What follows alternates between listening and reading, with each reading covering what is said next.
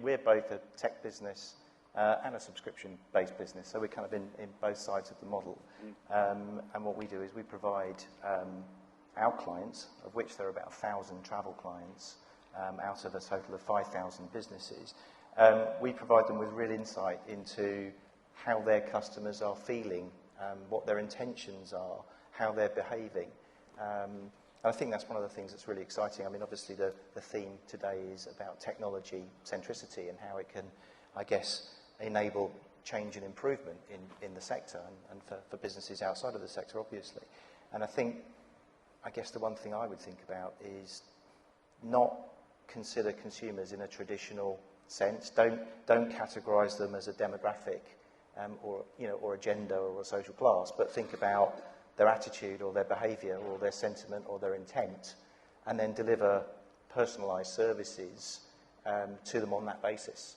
And you can do that now. So tech allows you to do more with your marketing, messaging, how you contract your product, just by listening. But where you have tech that wasn't built for the cloud, migrating that across just requires some changes. So you have some differences in database technology that you just have to, there's some gotchas there that, it seems trivial, but when you get into the nuts and bolts of it, it can just be challenging and difficult. And the big thing is making sure it works, right? So when you move your whole platform, you have to make sure it works in the same way. And when you've got a huge range of functionality, a huge range of suppliers connected, that's just difficult running through that. So a lot of the effort is actually in the testing and the validation as well as anything else. So migration is tough, but it can be done. It's a solved problem, right? There are ways of doing it. The cloud native rebuild is actually where the excitement comes. So kind of feel having a veteran of a few cloud migrations. It's fine, it's a good thing to do. You don't really get the glory at the end of it. The glory comes from when you build really exciting new capability cloud natively. And that's where you can transform businesses and transform business models. So that's really where I think, if you can as a business, you want to be focusing your effort on there rather than just doing a simple migration.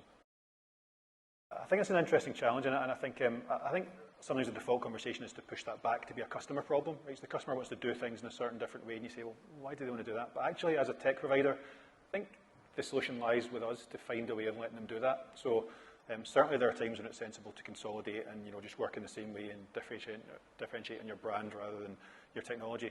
However, if your brand requires a slightly different way of operating, then I think it's incumbent upon providers to find a way to support that. And it's a way to support that in a way that's not architecturally defunct, right? So you don't do it by building up new functionality and having a bespoke release for everyone else. You kind of find a way to do it through a configuration in a way that's more easily managed. So I wouldn't want to go down the route of saying you can't run your business because you're constrained by technology because we're moving to this kind of ubiquitous subscriber model.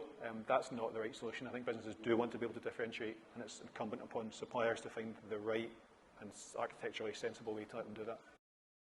Ultimate Travel Club is a subscription service. You pay £99 a year to access our service. We've got over 1 million hotels, very similar offering to a lot of travel agents, accessing lots of bed banks online. And essentially, we don't add a margin or markup or commission to the rate that we get those hotel rooms at. So we pass them straight on to our members. So you have to pay the £99 to be a member, but then you get commission-free travel. It's one of those models that it's Netflixization. It's a bit difficult to say. I tend to say Costco. It's a bit like Costco. It's another offering. So some people will choose to be a member of Costco and then get all their groceries at a cheaper rate than maybe going to Tesco or Asda. But Tesco and Asda will still continue. It's just offering another option to the consumer. What we're not is concierge. We're not kind of Harrods or Selfridges. We don't do a concierge service. Most of it is online. And we have the huge advantage in your fish model of never having had any revenue before because we're a startup, so it didn't have to go down. Yes. So that's fantastic. Yeah. And actually, one company that has not had that advantage is the biggest OTA in Europe, which is eDreams of Digio. Yes. And they launched, I think it's called Plus, is it? Prime.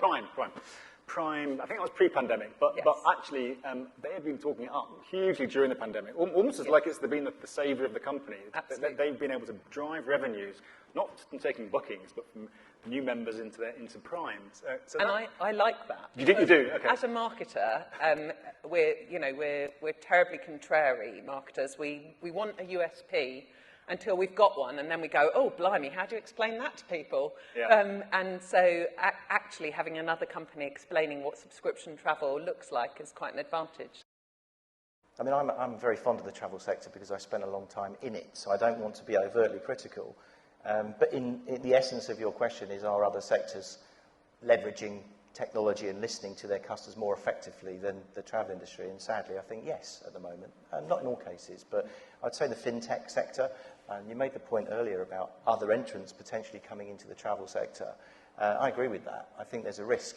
There's a risk that Uber or brands like Uber may decide that they want some of the sizable travel sector financial upside, and that they leverage their tech and their understanding of their client base in such a way that they can become a travel provider fairly quickly. So I think the other theme that I've been listening to today is pace. I think the one thing that new tech can do for businesses inside and outside of the sector is introduce pace and rapid change. And I guess if I am being critical, I think the travel sector spends too much time in the bubble comparing itself to its next competitor, and perhaps doesn't look at Uber, doesn't look at Revolut or Klarna or brands outside of the sector that are leveraging tech and delivering great customer experiences.